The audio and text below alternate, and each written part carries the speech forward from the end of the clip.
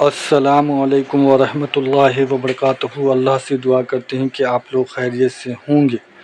Reply to حسن عطاری حفظ اللہ آن بے تے سہ ہی کوئی نہیں، انجینئر محمد علی مرزا۔ تو یہ جو بابے تے سہ ہی کوئی نہیں پر جواب جو ہے دیا ہے حسن عطاری نے، تو یہ آپ ویڈیو دیکھیں اور یہ ویڈیو دیکھ کے آپ کو سمجھ میں آئے گا کہ یہ کیا معاملہ ہے اور کس چیز کے بارے میں انہوں نے یہ ساری چیزیں بولی ہیں، اور اس کا جواب جو ہے علی مرزا نے دیا ہے بخوبی۔ تو آپ کو یہ ویڈیو ضرور دیکھنا چاہیے، اور جو بھی معاملہ ہے اس چیز کو لے کے وہ آپ کو ساری چیزیں جو ہے معلوم ہو جائے گی، اور اللہ ہم سب کے گناہوں کو معاف فرمائے، اور جو بھی غلطیاں ہم سب سے جانے انجانے میں ہوئی اللہ معاف فرمائے، آمین ثم آمین۔ آپ قرآن پر چلیں، حدیث پڑھیں، بس باقی یہ بزرگوں کی اور ان لوگوں کی کیا حیثیت ہے معاذ اللہ۔ تو اس حوالے سے اگر ایک ذہن مل جائے کہ جب صحابہ کا یا اہل بیت کا یا ولیوں کا ذکر ہو، ایک مسلمان کا طرز گفتگو کیا ہونا چاہیے؟ مسلمان ہمیشہ باادب ہوتا ہے، احترام کرنے والا ہوتا ہے۔ دیکھیں تیلی اصغر صاحب نے بھی پچھلے دنوں اس پر اچھا کلام کیا اور پوری قرآن کی آیت سے بتایا کہ جو جملہ بعض لوگوں کی زبان پہ آیا کہ بابے تو کوئی شے نہیں، جی جملہ بعض لوگوں کی زبان پہ آیا کہ بابے تو کوئی شے نہیں، جی تو حالانکہ یہ جو طرز ہے، یہ جو انداز ہے، جی یہ اسلامی تربیت کے بالکل خلاف۔ کچھ عرصہ سے میں نوٹ کر رہا ہوں کہ فرقوں کے بزرگ بابوں سے متعلق آپ کی زبان سخت ہوتی جا رہی ہے، الحمدللہ۔ یہ میں نے کہا الحمدللہ، انہوں نے لکھا ہے۔ خصوصاً آج کل آپ کا یہ نعرہ آپ کے اسٹوڈنٹ بڑے فخر سے لگا رہے ہیں کہ بابے تے شاہی کوئی نہیں۔ کیا یہ جملے آپ کی طرف سے ادا ہونا تکبر کی علامت نہیں ہے؟ نعوذ باللہ۔ یہ میں کہہ رہا ہوں کہ آپ اپنے آپ کو بزرگ بابوں سے بہتر سمجھنے لگے ہیں جن کی اسلام کے لیے اتنی خدمات۔ نعوذ باللہ جی، اچھا ہو گیا یہ پوچھ لیے سوال کسی نے، میں استغفر اللہ واتوب الیہ اس وجہ سے یہ بات نہیں کہہ رہا ہوتا، اور مجھے بتائیں کبھی میں نے ایبسولوٹلی یہ بولا ہے کہ بابے شاہی کوئی نہیں سوائے ابھی کے وہ سوال ہوا۔ دیکھیں کوئی بات شروع ہوتی ہے نا، اس کے اینڈ پہ آتا ہے نا فَبِأَيِّ آلَاءِ رَبِّكُمَا تُكَذِّبَانِ، 31 دفعہ تو قرآن میں بھی آیا نا، جنت کی آیات کے بعد بھی آیا۔ ویسے تو ہمارے علماء نے ترجمہ غلط کیا، تم اپنے رب کی کون کون سی نعمتوں کو جھٹلاؤ، یہ ترجمہ غلط ہے۔ آلا کہتے ہیں نشانی کو، وہ جنت بھی ہو سکتی ہے، جہنم بھی ہو سکتی ہے، اور فزیکل فینومینا آف نیچر بھی ہو سکتا۔ مولانا مودودی رحمہ اللہ نے ہر آیت کا اس کے کانٹیکسٹ کے اعتبار سے ترجمہ کیا۔ انہوں نے یہ ترجمہ نہیں کیا تم اپنے رب کی کون کون سی نعمتوں کو جھٹلاؤ، ورنہ تو جہنم جو ہے وہ کیا نعمت ہے، وہ تو اللہ تعالیٰ کی طرف سے غضب ہے۔ تو اسی طریقے سے میں کوئی آیت بیان کرتا ہوں، کوئی حدیث بیان کرتا ہوں، اس کے اینڈ پہ کنکلوڈ کرتے ہوئے، آپ کے دماغ میں ڈرل کرتے ہوئے، کمپیریزن کرواتے ہوئے ایک جملہ بولتا ہوں کہ جب قرآن و سنت یہ کہہ رہا ہے، قرآن و سنت کی روشنی میں نبی صلی اللہ علیہ وآلہ وسلم کا سٹیٹس یہ ہے، صحابہ کرام کا سٹیٹس یہ ہے، اور آپ اپنے بزرگ بابوں کے بارے میں ان سے اونچا سٹیٹس کلیم کر رہے ہیں، اس کو میں کمپیریزن کرواتے ہوئے اینڈ پہ کہتا ہوں کہ اگر اللہ کے محبوب صلی اللہ علیہ وآلہ وسلم، صحابہ کرام علیہم رضوان وہ اس لیول پہ ہیں، تو بابوں کا جو لیول آپ نے کلیم کیا ہے وہ تو ان کے مقابلے میں شاہی کوئی نہیں ہے۔ اب آپ اس کو جوڑ کے دیں۔ اب کوئی اعتراض کر سکتا ہے کہ جی آپ یہ جملہ نہ بولیں، لوگوں کو دکھ ہوگا۔ لوگوں کو تو کسی چیز سے بھی دکھ ہو سکتا ہے۔ ایک عیسائی کو آپ اگر کہہ دیں کہ سورۃ المائدہ کی آیت نمبر 17 ہے، لقد کفر الذین قالوا ان اللہ هو المسیح ابن مریم، بے شک وہ لوگ کفر کر رہے ہیں جو کہہ رہے ہیں کہ عیسیٰ ابن مریم ہی اللہ ہے، اور ساتھ کتنے سخت الفاظ ہیں۔ وہ تو عیسائی تو کہے گا نا کہ جی میں تو اسے حضرت عیسیٰ کی توہین شمار کروں گا۔ اللہ تعالیٰ فرماتا ہے قل، اس کے جواب میں ان سے فرماؤ، فمن یملک من اللہ شیئا، اللہ کا کوئی کیا بگاڑ سکتا ہے، اللہ کے مقابلے پہ کون اتنی طاقت رکھتا ہے، ان اراد ان یہلک المسیح ابن مریم، اگر اللہ ہلاک کر دے عیسیٰ ابن مریم و امہ، اور اس کی ماں کو، اولو العزم پیغمبر اور اس کی ماں اولیاء کی سردار، کوئی ولی بھی نہیں ان کو پہنچ سکتا، ایک نبی کی وہ والدہ ہیں، ومن فی الارض جميعا، اور زمین میں جتنے بھی ہیں، یعنی سارے بابے بھی ہو گئے نا، سارے کور ہو گئے، تو اللہ کا کوئی کیا بگاڑ لے گا؟ یعنی جو اللہ ان کو موت دے سکتا ہے، ان کے مقابلے میں آپ اللہ تعالیٰ کو ان کے ساتھ لا کے کھڑا کر رہے ہو، ان کو تو موت آ جانی۔ اب کوئی عیسائی سنے گا وہ تو کہے گا گا یار اس میں تو حضرت عیسیٰ کی تنقیص ہو رہی ہے, یہ تو بڑی بدتمیزی سے گفتگو ہو رہی ہے. تو یہ گفتگو کون کر رہا ہے؟ اللہ. اور کس لیے کر رہا ہے؟ لوگوں کو کہنے کے لیے, اے نبی تم فرما دو, عیسائیوں کے کانسیپٹ کو کلیئر کرو. وہی مولانا اسحاق صاحب والی بات ہے کہ جب توحید بیان ہوگی تو آپ کے زوم میں آٹومیٹکلی انبیاء کی توہین ہو جائے گی. عاشق عیسیٰ جو ہے وہ تو برگشتہ ہو جائے گا نا, کیونکہ عاشق عیسیٰ جو ہے وہ عیسیٰ ابن مریم کو اللہ کا بیٹا یا اللہ کلیم کرتا ہے, کیتھولک اور پروٹیسٹنٹ. تو جب کوئی عاشق محمد صلی اللہ علیہ وآلہ وسلم کسی عاشق عیسیٰ کو سمجھائے گا تو وہ تو آگے سے ناراض ہو جائے گا نا قرآن کی آیت سن کے. اس کی وجہ سے آپ بیان کرنا چھوڑ دیں گے یا آپ اپنا عقیدہ اس کے مطابق کر لیں. اور یہ عشق کے بھی نام پہ جو مرضی انہوں نے کیا ہوا ہے, تو میں ان کو پھر پھکی دیتا ہوں کہ یار یہ اکثر وہ بلکہ وہ کر بھی رہے ہوتے ہیں بعض اوقات ان کے مبلغین کہ یار دیکھو تم سے تو عیسائی بہتر ہیں. وہ تو اپنے نبی کے بارے میں یہ نہیں کہتے ہیں کہ نبی علیہ السلام ہمارے جو پیغمبر تھے ان کو غیب کا علم نہیں تھا. مسلمان بھی نہیں کہتے, مسلمان صرف یہ کہتے ہیں آپ کو خدا کے لیے خود نہیں غیب جانتے تھے, اللہ کے بتانے پہ ہوتا تھا, اور جب بتاتا تھا جتنا بتاتا, ما کان و ما یکون, یعنی جو کچھ ہو چکا اور جو کچھ ہونے والا ہے, جو اعلیٰ حضرت نے ترجمہ کر دیا سورۃ الرحمان کے سٹارٹ میں, یہ نہیں تھا. تو اس کو آپ توہین کو شمار کر. تو پھر میں ان کو یہ پھکی دیتا ہوں کہ پھر اس کا مطلب ہے کہ عیسائی تو عشق رسول میں تم سے بھی آگے نکل گئے. انہوں نے کم از کم خدا تو بنایا ہے نا, یا خدا کا بیٹا تو بنایا, تم بھی بناؤ.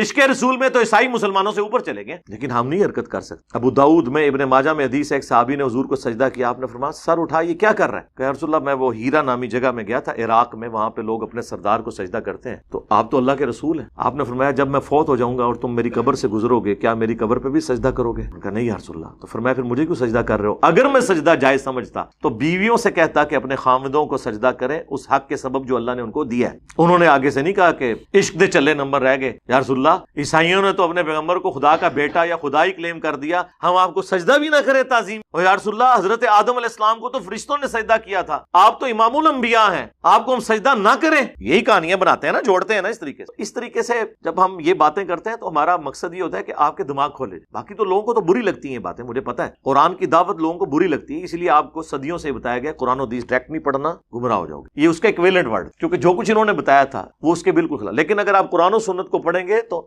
وقتی طور پہ آپ کو کوفت ہوگی. جس طرح ایک بندے کو جب پھوڑا پیپ زدہ ہو جاتا ہے نا, اس کو جب کٹ لگایا جاتا ہے نا, اس وقت اسے ایک تکلیف ضرور ہوتی ہے, لیکن جب اس کا زخم صاف ہو کے 1-1.5 ہفتے میں ریکوری شروع ہو جاتی ہے نا, پھر وہ کہتے ہیں یار میں نے تو اتنے مہینے تکلیف کاٹی اس کی وجہ سے. جس مزار سے گزرتا تھا جھک کے گزرتا تھا. ہاں جی, اگر میں وہ گاڑی کا ڈرائیور تھا تو جو مزار آتا تھا وہ تو 10 روپے دور سے ہی سڑک پہ پھینک کے جاتا تھا. اللہ کا شکر ہے توحید پہ آئے ہوں تو سکون ہو گیا, یہ پھوڑا جب سے ختم ہوا ہے ایک اللہ کا ہو گیا ہوں. لیکن اس وقت چیرا لگتے ہوئے تو تکلیف ہوگی, مجھے پتا ہے. مجھے کسی کے بابوں سے کوئی لینا دینا نہیں ہے, بابوں کے مقابلے پہ میں اپنے آپ کو نہیں لا رہا ہوتا, کتاب و سنت کو لے کے آ رہا. اب چونکہ وہ ہے ہی اس کے مقابلے پہ ہے تو اب میں کیا کروں, میں تو کچھ نہیں کر سکتا. اب اگر میں قرآن سے یہ آیت بیان کروں سورہ الانعام کی آیت نمبر 15 جو سورہ یونس میں بھی موجود ہے, سورہ الزمر میں بھی, قل انی اخاف ان عصیت ربی عذاب یوم عظیم. اے نبی تم فرماؤ کہ اگر میں بھی اپنے رب کی نافرمانی کروں تو مجھے بھی اس بات کا ڈر ہے کہ بڑے دن کا عذاب مجھے بھی آ پکڑے گا. اللہ اکبر. میرے بھائی جب یہ میں آیت بیان کرتا ہوں اور اس کے مقابلے پہ آپ کے بزرگ یہ کلیم کرتے ہیں کہ ہم اس وقت تک جنت میں نہیں جائیں گے جب تک کہ اپنے مریدوں کو نہ لے کے چلے جائیں, جو ہمارے سلسلے میں بیعت ہو گیا وہ قیامت والے دن بغیر حساب و کتاب کے بخشا جائے گا. اور میں جب یہ حدیث بیان کرتا ہوں اس کو سپورٹیو, یہ تو نبی الاسلام کے بارے میں آپ نے پھر اسے بریف کیا, صحیح مسلم کی حدیث کہ جسے قیامت کے دن اس کے عمل نے پیچھے چھوڑ دیا, اس کا نسب اس کی رشتہ داری اسے آگے نہیں لے کے جا سکتا. اور بخاری اور مسلم کی متفق علیہ حدیث, اے میری بیٹی فاطمہ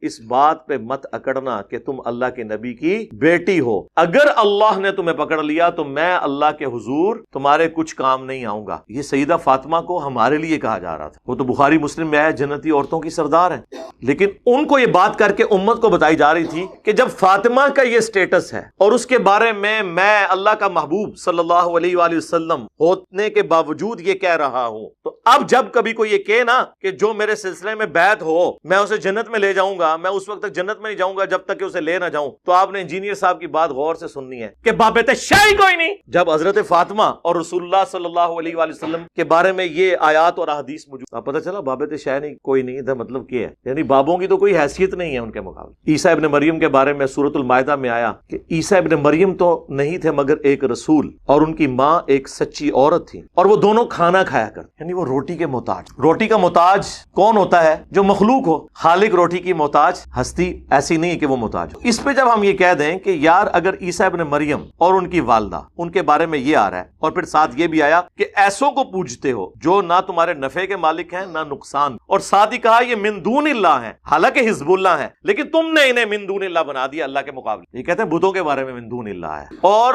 ہم تو پوجتے تو نہیں ہیں بھائی، پوجنا ایک الگ سے چیز ہے۔ اس کے ساتھ یہ ہے کہ نہ وہ تمہارے نفع کے مالک ہیں نہ نقصان کے۔ تو پھر ہم اس پہ کیوں نہ بولیں کہ اگر اولو العزم پیغمبر 5 جو سورۃ الاحزاب اور سورہ الشورى میں آئے، محمد رسول اللہ صلی اللہ علیہ وآلہ وسلم، ابراہیم خلیل اللہ، موسیٰ کلیم اللہ، عیسیٰ روح اللہ اور نوح علیہ السلام، یہ 5 اولو العزم پیغمبر، ان میں سے ایک عیسیٰ ابن مریم اور ان کی ماں صدیقہ کہہ دیا اللہ تعالیٰ نے، اور صدیق سب سے بڑا درجہ ہوتا ہے انبیاء کے بعد، اولیاء کی سردار۔ اگر عیسیٰ اور ان کی ماں کھانے کے محتاج اللہ کے مقابلے پہ اگر آپ انہیں کھڑا کریں گے تو وہ من دون اللہ ہیں، اور وہ دونوں آپ کے نفع اور نقصان کے مالک ہی نہیں ہیں، تو بابت شاہی کوئی نہیں۔ ایبسولوٹلی جملہ نہیں بولا جاتا، ریلیٹیولی بولا جاتا۔ پھر بخاری اور مسلم دونوں میں حدیث ہے اسامہ ابن زید کے بارے، وہ کہتے ہیں ایک جنگ کے دوران ایک کافر سے جب میں لڑ رہا تھا تو وہ میری تلوار کے نیچے آیا تو اس نے کلمہ پڑھا، میں نے پھر بھی اسے قتل کر دیا کہ یہ ڈر کے کلمہ پڑھ رہا، لیکن دل میں قلق تھا، گلٹ تھا۔ کچھ عرصے بعد اللہ کے نبی علیہ السلام سے عرض کی کہ اے اللہ کے رسول، اس طرح جنگ کے دوران ایک کافر جب میری تلوار کے نیچے آیا تو اس نے کلمہ پڑھ دیا، لیکن پھر بھی میں نے اسے مار دیا۔ تو آپ نے فرمایا اسامہ جب اس نے کلمہ پڑھ دیا تھا تو نے اسے کیوں مار دیا؟ تو کہنے لگے یا رسول اللہ اس نے ڈر کے کلمہ۔ آپ نے فرمایا اسامہ کیا تو نے اس کا دل چیر لیا تھا؟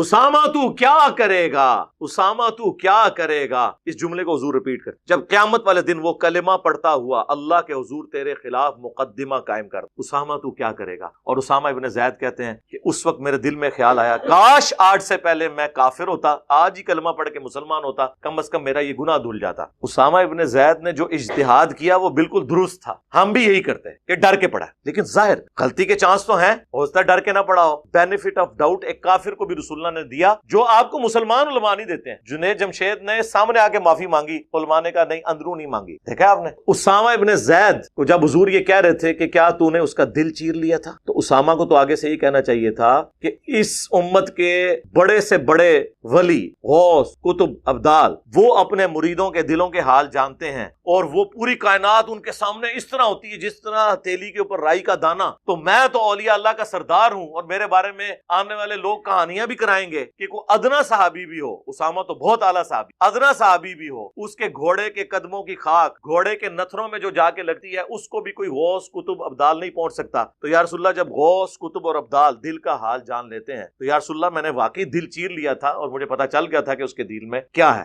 یہ کہا انہوں نے۔ تو پھر میں یہ اگر عرض کروں کہ اگر اسامہ ابن زید کسی کے دل کا حال نہیں جانتا تو بابت شاہی کوئی نہیں۔ فَبِأَيِّ آلَاءِ رَبِّكُمَا تُكَذِّبَانِ، یہ اللہ کی سنت پہ عمل ہو رہا ہے۔ ہر نشانی کے بعد وہ بات ریپیٹ اس لیے ہوتی ہے تاکہ آپ کے دماغ میں گھس، تو یہ ہم بار بار بولتے ہیں کسی مثال کے ساتھ۔ اسی طریقے سے بخاری و مسلم میں ایک حدیث ہے، نبی علیہ السلام کا ایک غلام تھا مدعم، جو سواری کا کجاوا قصہ کرتا تھا سفر و حضر میں، حضور کو وضو کرواتا تھا۔ غزوہ خیبر کے موقع پر اسے ایک نامعلوم تیر لگا اور وہ شہید ہو گیا، اور صحابہ نے کہا تم میں شہادت مبارک ہو، یہ الفاظ ہیں، بالکل صحیح کہا کیونکہ صحابہ دل کا حال تو نہیں جانتے۔ آپ نے فرمایا تم اسے شہادت کی مبارک دے رہے ہو جبکہ اللہ نے مجھے دکھایا ہے کہ اس کے اوپر آگ کی ایک چادر ہے جو اس نے مال غنیمت میں سے چوری کی، اور اللہ نے یہ بھی لحاظ نہیں کیا کہ حضور کا خادم ہے چلو ایک چادر معاف کر دے، نہیں۔ اس لیے میں بولتا ہوں آج اگر کوئی جرم کرتا ہے نا، اس لیول کا جرم اگر رسول اللہ کے زمانے میں کسی نے کیا وہ بڑا مجرم، کیونکہ اسے حضور کی صحبت ملی ہوئی۔ آج اگر صحابہ کو گالیاں دیتا ہے، دلواتا ہے، اس سے بڑا رافضی اور اس سے بڑا مجرم اور اس سے بڑا خارجی وہ ہے جس نے اس مبارک زمانے میں یہ کام اشارتاً بات، کیونکہ میں نے جملے سخت بول دیے نا، اشارتاً بات، تاکہ جوڈیشری میں چیلنج نہ ہو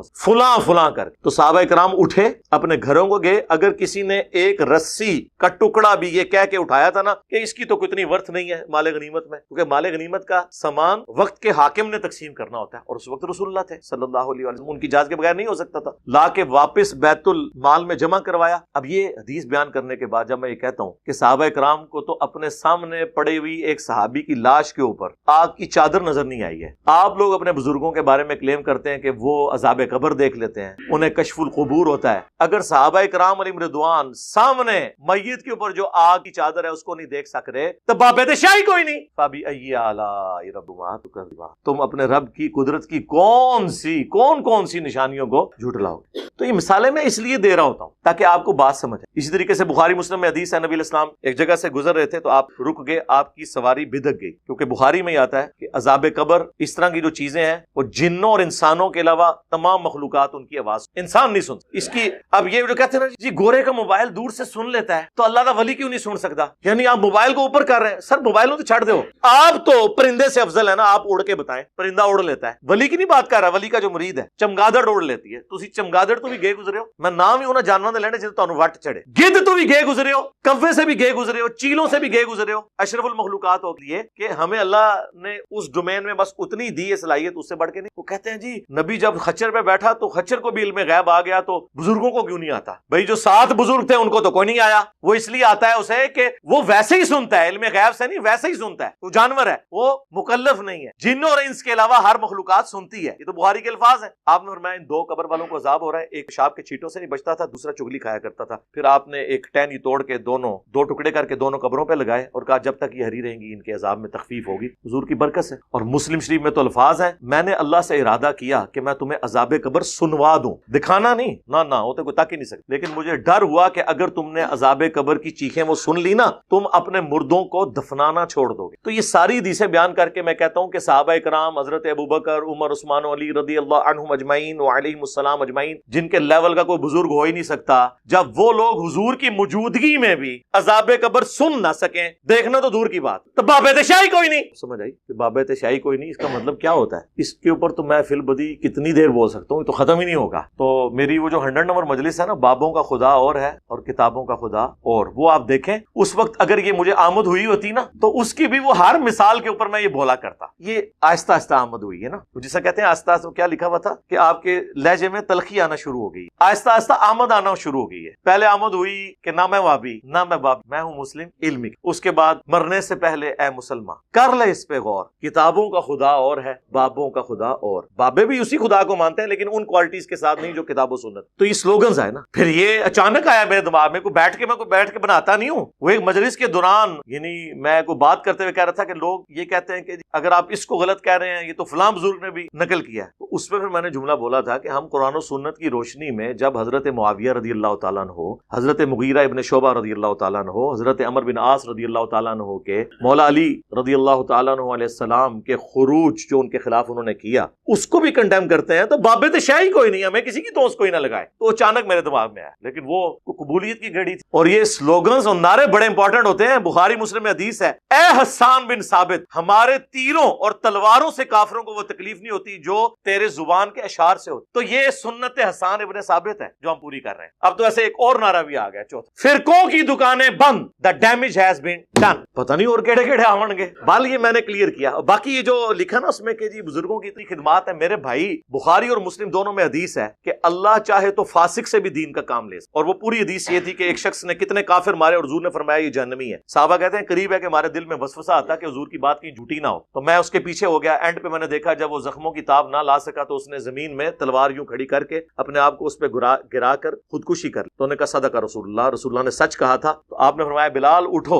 اور اعلان کر دو آخرت کا دار و مدار خاتمے کے اوپر. اور بعض اوقات اللہ کسی فاسق سے بھی دین کا کام لے لیتے, یعنی وہ جو جنگ میں مسلمانوں کو اس نے سپورٹ کیا تو وہ فسق کے طور. اور یہ حدیث کا آخری حصہ یہ ایک دوسرے کے بزرگوں کے بارے میں کوٹ کرتے ہیں. آپ بریلویوں سے کہنا کہ دیوبندیوں نے اتنی عربی کتابوں کے اردو میں ترجمے کیے ہیں تو پھر اللہ ہی ان سے کام لے رہا ہے. وہ کہتے ہیں اللہ تو فاسق سے بھی دین کا کام لے سکتا. اور دیوبندیوں سے آپ کہیں گے جی اعلیٰ حضرت نے یہ خدمات کی ہیں فقہ حنفی کے فتاوی رضویہ میں اتنے انسالوڈ اس کو ریزالو کیا. وہ کہتے ہیں اللہ تعالیٰ فاسق دین کا کام لے سکتا. تو ہم کہتے ہیں دونوں ہی ٹھیک کہہ رہے ہو. تو پھر ہمیں دھوس کس چیز, فاسق یا کافر سے بھی کام لے سکتا ہے. یہ جو پرنٹنگ پریس جس پہ یہ قرآن اور یہ بخاری مسلم پرنٹ ہوئے ہیں, یہ کس رحمہ اللہ تعالیٰ نے بنایا تھا, کس رحمۃ اللہ علیہ نے یہ گھڑی بنائی تھی جس کو دیکھ کے آپ مسجد میں اپنی ٹائمنگ سیٹ کرتے ہیں. کچھ یہ صرف ٹرینیں روک سکتے ہیں, ٹرین بنا نہیں سکتے, روک سکتے. کس رحمۃ اللہ علیہ نے زمین سے تیل جو ہے وہ دریافت کیا تھا. تو یہ باتیں کرنا چھوڑ دیں, خدمات سب کی ہیں, وہ اللہ تعالیٰ کسی سے بھی کام لے. ورنہ تو گورے کے پرنٹنگ پریس سب سے بڑا یہ کنٹریبیوشن ہے, ورنہ حضور کے زمانے میں تو چند لوگوں کے پاس مصحف ہوتے تھے، زبانی وہ قرآن یاد رکھ، تو پھر گورے کو پھر آپ کریڈٹ دیں، کہیں گے نہیں اس کی وجہ سے اس کے عقیدے تو صحیح نہیں ہو جائیں گے. تو آپ کے بھی بزرگوں کے بخاری مسلم ٹرانسفر کرنے کی وجہ سے عقیدے تو ٹھیک نہیں ہو جائیں گے اگر وہ بخاری مسلم کے خلاف ہیں، کہ ہو جائیں گے. اور بزرگ بھی آپ یہ دھوکہ دینا بند کریں. 1400 سال سے کوئی بزرگ نہیں گزرا. 1400 سال کی تو ہم بات ہی نہیں کر رہے، ہم تو بیچ والے 1000 سال کی بات کر رہے ہوتے ہیں. ہم تو ہر بات قرآن و سنت سے پیش کرتے ہیں، بخاری مسلم سے پیش کرتے ہیں، تو انہی بزرگوں سے پیش کر رہے ہیں نا، ان بزرگوں کو مان رہے ہیں تو ان سے پیش کر رہے ہیں نا. تو یہ پرانے بزرگوں کے ہم خلاف نہیں ہیں، درمیانے بزرگوں کے خلاف. پرانے جو ہیں صحابہ، تابعین، تبع تابعین، پہلے 300 سال کے، ان کو تو ہم اپنا امام مانتے ہیں، اور اس لیول تک کہ ہم نے ان کو سامنے سجایا ہوا ہے، ان کی کتابوں کو، ان کی خدمات. تو یہ دھوکہ دینا بھی بند کریں. صرف لوگوں کو جو ہے وہ ایک ایکسپلائٹ کرنے کے لیے، ان کے جذبات کو ابھارنے کے لیے اس طرح کے جملے بول دیتے کہ بزرگوں کو نہیں مانتا، ان کی توہین کرتا ہے. چلے ہم پھکی دیتے ہیں، پرانوں کو تو چھوڑ دیں. اس ماڈرن ایج میں ڈاکٹر ذاکر نائک حفظہ اللہ تعالیٰ نے سینکڑوں ہندوؤں کو کلمہ پڑھایا آن کیمرہ. اس کی پاداش میں انہیں غریب الوطنی کی زندگی گزارنی پڑ رہی، حضرت ابراہیم علیہ السلام کی سنت پہ عمل کر. تو کیا اس پورے سینیریو کو دیکھ کے بریلوی، دیوبندی اور اہل حدیث، چلے اہل حدیث تو پھر بھی اس کو کچھ مانتے ہیں، بریلوی اور دیوبندیوں نے کیا ڈاکٹر ذاکر نائک کو ولی اللہ مان لیا؟ آپ ان سے کہ اتنے ہندوؤں کو کلمہ پڑھایا، وہ کہیں گے یار پڑھایا تو کیا ہوا، عقیدے تو درست نہیں ہے. سر یہی ہمارا نظریہ آپ کے بزرگوں کے بارے کہ پڑھایا تو کیا ہوا، تو آپ خود مانتے ہیں کہ عقیدہ پہلے صحیح ہونا چاہیے. تو آپ کے بزرگوں کے عقائد و نظریات تو قرآن و سنت کے خلاف. چشتی رسول اللہ، ہاں یہ ہماری مجبوری تھی میرے بھائی، آپ تو قرآن حدیث کو مانتے ہی نہیں تھے. ہم نے کہا ٹھیک ہے، کیوں نہیں مانتے؟ وہ کہتے تھے قرآن و حدیث میں تو یہ لکھا ہے، لیکن وہ فلاں جو بزرگ ہیں وہ تو یوں لکھتے ہیں، تو انہوں نے قرآن و حدیث نہیں پڑھا ہوا تھا. اب ان کو کون بتائے کہ ان بیچاروں نے کہاں قرآن و حدیث پڑھا ہوا تھا، لیکن یہ کون کہہ سکتا ہے ان کو؟ تو اس کا پھر بہتر حال یہ ہے، آکاش بیل جب کسی درخت پہ لگ جائے نا، آپ کو پتا ہے وہ اس درخت کی خوراک چوستی رہتی ہے، الٹیمیٹلی ایک دفعہ درخت پھر وہ نیچے گر پڑتا. اگر آپ اس درخت کی افزائش چاہتے ہیں نا تو آکاش بیل کو کاٹ. ان کے بزرگ یہ آکاش بیل تھے جو قرآن و سنت سمجھ نہیں لگنے دیتے. ہم نے کہا ٹھیک ہے، پہلے کینچی تو ادھر پھیرتے ہیں نا. یہ کہتے ہیں نا ہم ان کو قرآن پیش کرتے ہیں، حدیث پیش کرتے ہیں، یہ کہتے ہیں نہیں جی بخاری مسلم میں تو یہ لکھا ہے، قرآن میں یہ لکھا ہے، لیکن بزرگ تو یہ کہتے ہیں. آپ ہمیں لاکھ کہتے رہے ایاک نعبد و ایاک نستعین، ہم کہیں گے سن فریاد پیران دیا پیرا، میری فریاد سنی کن تھر کے ہو. میں کہ ٹھہر ہو تیرا کر لینے کہ تواڈے اتنے بڑے بزرگ، ہم نہیں کہتے انہوں نے کیا ہوگا، لیکن ان کی طرف منسوب ہے. ہشت بہشت آپ نے چھاپ. معین الدین چشتی اجمیری المتوفا 633 ہجری، انہوں نے تو اپنے مرید سے کلمہ پڑھوایا ہے چشتی رسول اللہ. ویسے اب انہوں نے کتاب سے نکال دیا، لیکن وہ صرف ایک پبلیکیشن والے نے نکالا ہے، اور اس کے ساتھ لکھے بھی کہ انجینئر صاحب کے اس مقدمے کو بار بار ہائی لائٹ کرنے کی وجہ سے ہم نے رجوع کی. یعنی 1000 سال میں کوئی بزرگ ایسا پیدا نہیں ہوا تھا جو ہمارے بزرگوں کے کارنامے میں بتاتا. مانتے نا؟ چلیں خیر، ہم نے تو اجر اللہ سے لینا، میں ایک تفنن کے طور پہ بات. تو وہ چشتی رسول اللہ نکلا. ویسے آپ کسی بریلوی سے پوچھو کہ جی وہ اشرف علی تھانوی نے اپنے نام کے کلمے کو انڈورس کیا تھا، اشرف علی تھانوی رسول اللہ اور اللہم صلی علی سیدنا و نبینا اشرف علی، نعوذ باللہ. وہ کہتے ہیں جی وہ جی خواب میں پڑھا ہے. خواب میں کہاں ہے میرے بھائی؟ خواب کے بعد وہ مرید کہہ رہا ہے میں بیداری میں بھی پڑھ رہا ہوں. وہ کہتے ہیں دیکھیں جی وہ کہہ رہا ہے نا میں بے اختیار ہوں. یار ہم نے بابی کو تو کبھی کہا ہی نہیں، ہم کہتے ہیں بابے نے غلط کیا. جب ایک مرید اپنے پیر کو لکھ رہا ہے کہ میں خواب میں بھی اور اٹھ کے بھی پڑھ رہا ہوں اشرف علی رسول اللہ اور اللہم صلی علی سیدنا و نبینا اشرف علی، تو پیر کا کام تھا وہ کہتا کہ تیرے اوپر شیطان کا غلبہ ہو گیا ہے، اللہ سے توبہ کر، یہ کیا کفریات بک رہا ہے، شیطانی خواب ہے. لیکن پیر صاحب کیا کہہ رہے ہیں؟ اس واقعے میں تسلی تھی. اچھا پیر نو بھی ویسے وہ بھی منہ سے مزاج سی، انہیں خواب نہیں لکھا، اس واقعے میں تسلی تھی. اسے بھی پتا تھا خواب میں بھی پڑھ رہا ہے، بیداری میں بھی، کہ جس کی طرف تم رجوع لاتے ہو، یعنی اشرف علی تھانوی صاحب نے اپنے بات، وہ بعون ہی تعالی متبع سنت ہے، اللہ کی مدد سے وہ چونکہ سنت کے اوپر ہے، لہٰذا اس لیے تم نے اس کے نام کا کلمہ پڑھا ہے. ہم بابی کو تو کچھ کہہ نہیں رہے، بابے کو کہہ رہے ہیں. اب کون مانے؟ کہتے ہیں نہیں بزرگوں کی خدمات ہے. جی یہ خدمات، اس پہ تو میں یعنی کتنا رونا رہوں، اس کا تو کوئی اینڈ نہیں ہے. تو یہ جو بات شروع ہوئی تھی اس سے کہ وہ جو سوال میں تھا کہ باب تشیعی کوئی نہیں، یعنی بابوں کی کوئی حیثیت نہیں ہے، تو یہ میرے مقابلے پہ نہیں ہے، قرآن و سنت کے. تو آپ بھی تو کہہ رہے ہوتے ہیں کہ بڑے سے بڑا غوث کتب ابدال، وہ ایک صحابی کے گھوڑے کے قدموں کی خاک جو اس کی ناک میں بیٹھے اس کے برابر نہیں ہے. تو آپ بھی تو کہہ رہے ہیں نا باب تشیعی کوئی نہیں، اس صحابی کے قدموں کی خاک نہیں، اس کے گھوڑے کے قدموں کی خاک. خود تو بڑے فخریہ یہ جملہ بولتے ہیں کہ باب تشیعی کوئی نہیں، یعنی لیکن اس جملے سے نہیں بول رہے ہوتے نا، آپ بتا تو یہی رہے ہوتے ہیں نا. اس کو ہم نے زبان دے دی ہے، تو وہ زبان دی ہے تو ظاہر ہے وہ چکے آپ کو پتا سلوگنز تو پھر ہٹ کرتے ہیں. آپ تو چھوٹے چھوٹے بچے کہتے ہیں کہ باب تشیعی کوئی نہیں. آپ دیکھیں ہمارے خلاف جتنی ویڈیوز چلتی ہیں نا اس کے نیچے ہمارے اسٹوڈنٹس لکھتے ہیں کہ بھائی آپ تو یہ کہہ رہے ہیں نا، لیکن قرآن میں یہ لکھا ہے، حدیث میں یہ لکھا ہے. اور ہماری ویڈیوز کے اوپر جتنے لوگ کمنٹس کرتے ہیں دیوبندی بریلوی اہل حدیث، آپ نیچے لکھیں، وہ دیکھیں گے کسی نے گالی لکھی ہوگی، کسی نے لکھا ہوگا فلاں کا ایجنٹ ہے، فلاں سے یہ کر رہا ہے، اور نیچے لوگ جواب دے رہے ہوتے ہیں کہ بھائی کوئی علمی بات. ٹھیک کیا دینے سے کیا ہوتا ہے؟ پروپیگنڈا کرنے سے کیا ہوتا ہے؟ آپ دیکھ لیں دنیا کے سارے فرقے آپس کے اختلافات کو چھوڑ کے میرے خلاف کلپ چڑھا رہے ہیں. آپ نے دیکھا ہے کوئی ایک سال کے اندر بریلوی دیوبندی اہل حدیث کا ایک دوسرے کے خلاف کو کلپ آیا ہو؟ سارے مل کے میرے خلاف کر رہے ہیں. کیوں؟ انہیں پتا چل گیا ہے کہ یار یہ مسئلہ کوئی بھی نہیں بچا, ایک دوسرے سے گلے لگ لگ کے رو رہے ہیں کہ تو آڈا نہیں کچھ بچا. تو جس طرح وہ کہتے ہیں نا جی اہل حدیث ہم سے زیادہ پریشان ہیں, ہم اتنے پریشان نہیں ہیں, اہل حدیث ہم سے زیادہ پریشان ہیں. خود اہل حدیث علماء جو ہے نا, سنجیدہ علماء, وہ بھی پریشان ہیں کہ ہماری عوام جا کدھر رہی ہے. اب وہ جو انجینئر کا فتنہ آیا ہے نا, اہل حدیث ہم سے زیادہ اس سے پریشان ہیں. اہل حدیث علماء ہم لوگ اتنے پریشان نہیں ہیں اس سے, وہ علماء ہم سے بھی زیادہ کیا ہیں کہ یار یہ کیا ہو رہا ہے. تو اس طریقے سے اہل حدیث زیادہ چیخ رہے ہوتے ہیں کہ جی ہمارے گئے ہیں. یاد رکھو علی مرزا کے پیچھے جتنے گئے ان میں کوئی بریلوی نہیں تھا, دیوبندی نہیں تھا. ہاں سمجھ جاؤ کون تھا. مجھے بولتے ہوئے بھی درد ہوتا ہے, اس واسطے نہیں بولتا میں نام. ہمارے گئے ہیں. میں پونا میں تھا گزشتہ 2 ہفتے پہلے, وہاں کے طلباء تو مجھے کہے ریکویسٹ کرنے لگے کہ مولوی صاحب آپ کچھ تو کیجئے, یہ ایسا لا کے رکھتا ہے, کتنے بچے ہمارے آنکھوں کے سامنے چلے گئے, آپ اس پر کوئی نہ کوئی کلپ نکالیے, اس کے اوپر جو مدلل جواب ہو علی مرزا پر. ہم بیزار ہو گئے ہیں, ہمارے ہاتھوں جو بنے ان میں کئی لوگ اب علی مرزا کے فالوورز میں سے ہیں. نعوذ باللہ ثم نعوذ. کون گیا؟ ہمارا گیا. تو دکھ کس کو ہے؟ ہم کو ہے. میں جہاں بھی جاتا ہوں یہی بولتا ہوں, سب سے بڑا خطرہ ہم کو ہے, کو نہیں. پھنستا سکون یہ قرآن حدیث بولتا نا, یہ اہل الحدیث فرقیت پھنستا. کیسا پھنستا؟ انجینئر علی مرزا انہیں دلیل سے بولتا. بھائی کیا بولتا بھائی انہیں. اچھا اصل میں مسئلہ کیا ہے, یوٹیوب اتنا پھیل گیا ہے کہ کس کا سننا کس کا نہیں سننا نہیں معلوم. پتہ ہے پہلے یہ متعین کرنا چاہیے ہم علماء کو, تاکہ عوام کو صحیح نصیحتیں ملے کہ ان کا سنو, ان کا نہ سنو. وہ سارے تھے گئے ہیں, لیکن گئے کدھر؟ ہمارے پاس تو کوئی نہیں آیا. نہ ہم نے کوئی چندہ بک بنائی, نہ کوئی مدرسہ بنایا, نہ کوئی مسجد بنائی, نہ کوئی پیری مریدی شروع کی. آپ کے پیچھے نمازیں پڑھتے ہیں, آپ کوئی چندے دیتے ہیں, اب کیا مسئلہ رہ گیا پیچھے؟ یا تو نا یہ لوگ چھوڑ دیں. اور یہ میں آپ کو پریڈکٹ کر رہا ہوں, کچھ عرصے کی بات ہے انشاءاللہ تعالی. ان علماء کی اور ائمہ مساجد کی حیثیت صرف ایک روڈ لائنر کے ڈرائیور جیسی ہو انشاءاللہ. جیسے آپ سفر کرتے ہیں نا, آپ کو اس سے غرض نہیں ہوتا کہ یہ جو ڈرائیور ہے اس کا عقیدہ کیا ہے, کون ڈرائیونگ کر رہا ہے. آپ چپ کر کے اپنا بیٹھتے ہیں گاڑی میں, منزل پہ اتر جاتے ہیں. آنے والی نسلیں بھی مسجد میں, ان کو اس سے کوئی غرض نہیں ہوگا یہ مسجد کس کی ہے, امام مسجد کون ہے, داڑھی اس کی پوری ہے, کام ہے, کس فرقے کا ہے. جس سے سواری بیٹھ کے اتر جاتی ہے نا, یہ بھی لوگ جایا کریں گے اپنے بچوں کے ساتھ, نماز پڑھ کے باہر نکل آئے گا. یہ خود بس امامت اور چندوں کو دیکھیں گے, عوام ساری کی ساری علمی کتابی مسلم ہو انشاءاللہ. اور یہ کوئی فرقے کا نام نہیں, یہ قرآن سے میں نے ڈیڈکٹ کیا ہے. ایتونی بکتاب من قبل ھذا او اثارۃ من علم ان کنتم صادقین, سورۃ الاحقاف آیت نمبر 4. اے نبی اگر یہ آپ سے بحث کریں تو ان سے کوئی علمی بات کرو, کوئی کتاب لے آؤ قرآن سے پہلے بھی جو شرک کی تعلیم دیتی ہو. قرآن وہی تعلیم دے رہا ہے جو اگلی کتابوں نے دی, یا کوئی انبیاء کے آثار علم کے ہوں. ایتونی بکتاب من قبل ھذا